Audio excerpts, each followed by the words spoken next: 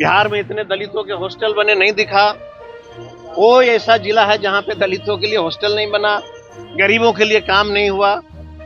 अब जो व्यक्ति घूमेगा नहीं, दिल्ली में ही मौज मस्ती करेंगे, हाई मोटा मोटा जो है बांध लेंगे, तो गौवा में घूमिएगा तब न पता चलेगा।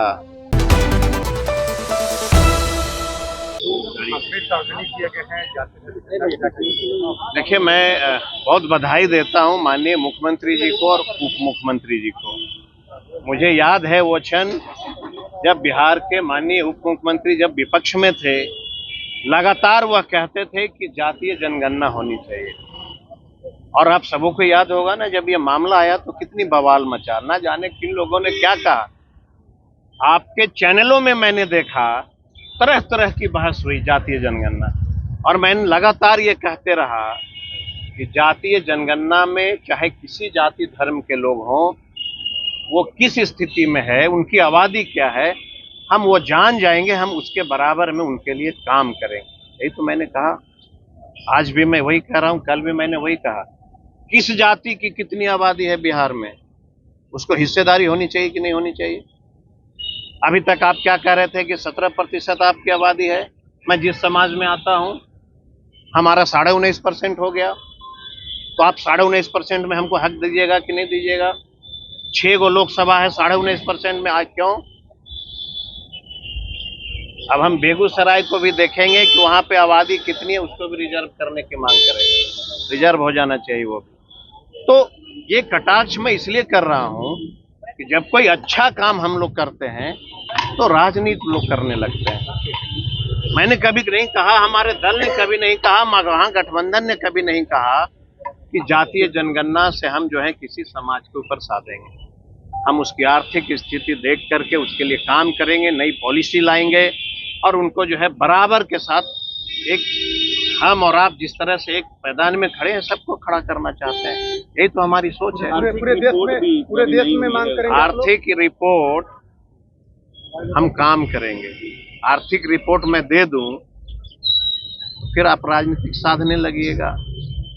जहां हम आर्थिक रिपोर्ट देंगे, तुरंत आपके जो हैं भाजपा के साथी जाएंगे और खूब उसमें लुभाएंगे। हमारा लुभाना काम नहीं होता है। हमारा काम है कि अगर उसकी आर्थिक स्थिति अच्छी नहीं है, हम उसके लिए नई पॉलिसी लाएंगे, हम उसके लिए काम करेंगे। अगर जरूरत पड़ेगी तो नौकरी में भी रिजर्वेशन बढ़ाएंगे, पंचायतों में भी रिजर्वेशन बढ़ाएंगे, सब जगह करेंगे। और जो मैं पहले कर लेता हूं, मतलब महागठबंधन के लोग, भाजपा उसको 15 साल बाद करते हैं। महिला रिजर्वेशन पे देखा ही आप लोगों ने, 15 साल पहले माननीय मुख्यमंत्री ने 50% दे दिया कि महिलाएं बनेंगी, और अब आप क्या कर रहे हैं? 15 वर्ष कह रहे हैं कि महिलाओं को आरक्षण दे रहे हैं। सीखते हैं हम लोगों से। पूरे देश में प्रेशर पड़ेगा जो आज आप लोगों ने रिपोर्ट जारी किया है, पूरे देश में लागू करने के लिए। मैं तो चाहता हूं पूरे देश में हो। 75 साल हो गए देश आजादी का, आज भी मुसहर की वही स्थिति, आज भी पासवानों की वही स्थिति, दलितों की वही स्थिति, आदिवासियों की वही स्थिति, अकालियत की भी वही स्थिति। आखिर क्यों? 75 साल में क्या दलितों का अधिकार नहीं है कि वो बराबर में खड़े हो जाएं?